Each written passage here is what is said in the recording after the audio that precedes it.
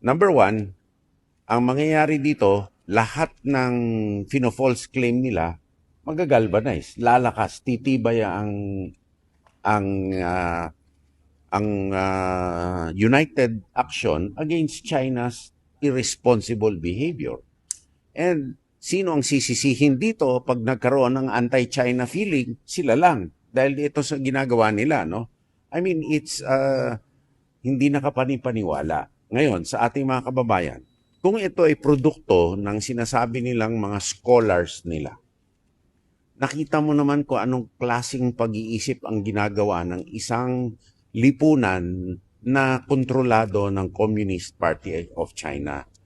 Ano pa kaya kung hayaan ng mundo na magkapoder sila sa buong mundo?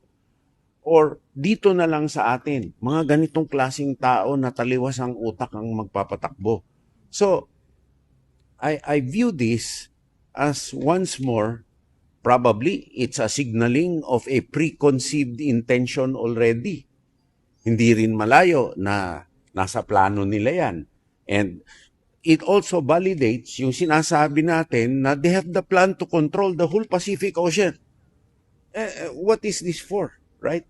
And we know, walang basihan ito, kalokohan ito. And it's ludicrous.